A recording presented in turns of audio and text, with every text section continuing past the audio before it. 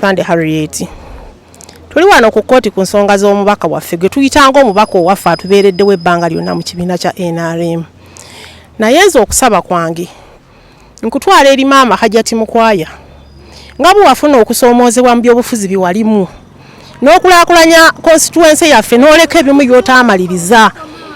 Abantu abazze nga beesimbirawo eno mu constituency batulyaza amaanyize ekitagambika.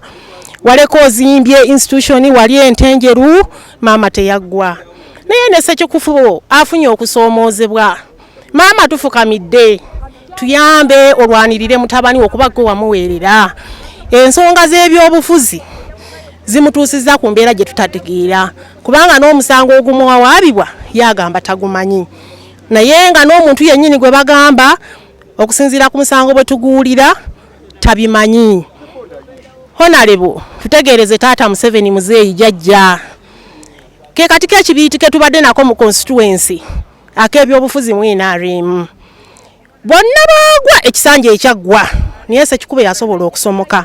olw'obuzito bw'alina bamafiya basazeewo bamulwanyise. Tuli mu maziga tuli mu kukaaba lwa Ssekikubo. Yonna gye muli abaagala Ssekikubo bannange munywere tulaajanye omwana waffe ave mu kkomera sobola okunoonya obululu mu mirembe. Ensonga zonna nga bwe zitambula naffe zaatubula olwonga zonna ezitambula ku Ssekikubo mu baraka za byabufuzi olw'ensonga tezirinaako simba likakasa nti Ssekikubo alina omusango gumubeeza mu kkomera.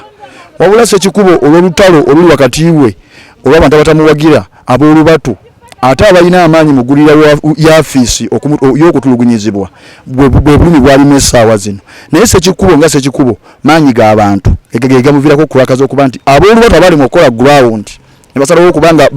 bawanza kandidate w'abantu naye nga Mukono South Ssekikubo Mubaraka talina nsonga yonna zino mpalana eziva mu mawofiisi amatono ag'olubatu era kyova olaba tezikkaatiriza buli omu ayogera byayagala naye ng'ensonga enkulu ya buwagizi Ssekikubo Mubaraka bw'alina mu Mukono South vona okwebala makadi ye NRM ng'era bamulwanyisa najja independent naye nga talina lutalo lwonna na gavumenti eri mu buyinza ebbanga lyonna lyamaze mu buweereza ng'akola na gavumenti ye NRM era ettutumu lyonna lyalina mumulabe wano meeting za president zonna ezibeera mu mukono zituzidwa mu kitundu kye anezimu yaba MC kitegeeza abamulwanyisa babulamu obukugu n'okumanya Ssekikubo yani alina nekyagatta ku pata ye NRM kinene nnyo kyagatta ku pata ye NRM tusaba ebitongole byonna ebirina Ssekikubo Mubaraka abamutegeka ebisango zabitaliyo bakakkane kubanga Ssekikubo Mubaraka gwe mumuli gwe NRM wadali kabonero ntebe tusaba kimu abali mu nsonga zibatategeera bazidde ebbali kandi tufe bamute adde ebbali tutambuze naye ekyo tulina okutambuza kubanga tubeera mu campaign zitambula obudde buno ne banamulemera fe abali ku ground tuli willing okunoonya akalulu do to do paka agende mu parliament tuli benyamivu nnyo naddala Ssekikubo gyazaalibwa ku muluka gwe Katente tuli benyamivu nnyo okulaba nga taata waffe bamubonyaabonya ssente waffe bamubonya mu bintu by'obufuzi ne bamulemesa naye bamulemesa bave ku Ssekikubo ffe tujja kumunoonyeza akalulu oba tutya Ssekikubo abaddewo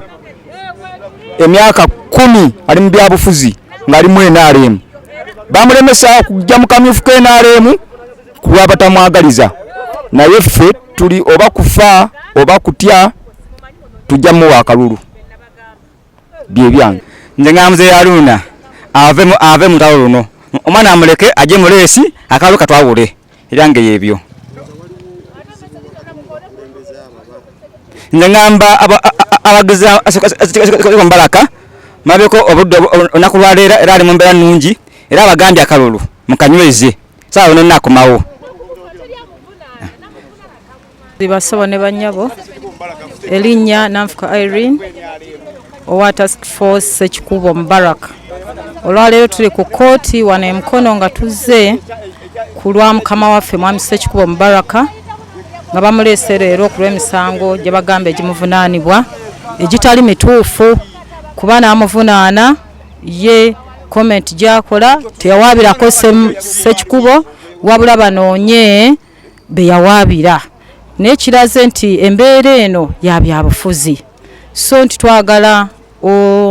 okwegayirirawo ekitiibwa omulamuzi abeere ow'amazima abeere ng'ayita mukama waffe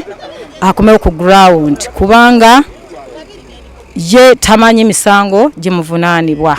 ate n'ennyongera okukubiriza ffenna abagizi ba mwami Ssekikubo tubeere bagumu tubeere banywevu mwami Ssekikubo waali mulamu ali bulungi era abatumidde abaagala nnyo era n'abasibirira entanda nti musigale ku ground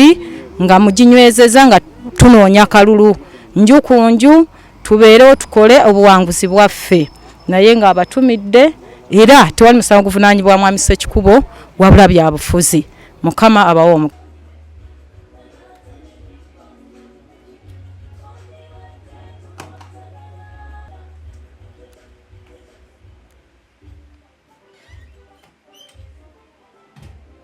yeetaaga ne mukulembeze atuula n'atuusa eddoboozi ly'abavubi mu offices entuufu abakulembeze abaliyo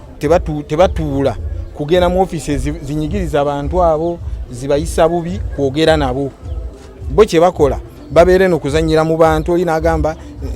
NRM ye banyigiriza ekibiina gundi kye kibanyigiriza so nga ate obeera nga liwo poliisi ezze nga tefe bali nga bantu b'okiikirira gwombaka wa palamenti gw'eddoboozi lyabwe so olw'okuba bole balina basobola twala maloboozi ago gye galina kgenda yensonga lwaki nze ate bagenda kunneesiga naye bino omuntu okujja abantu abamalowooza nti ekifo ekyo bakiteekako olugo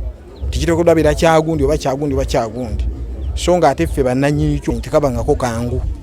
nze siitangako mu kalulu kangu leero bawogera kino bawogera kino naye era eventually mala nenkawangu ate akaliwo kagenda kunyangwira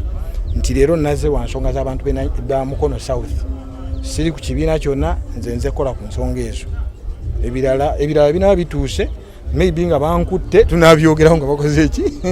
naye tebannaba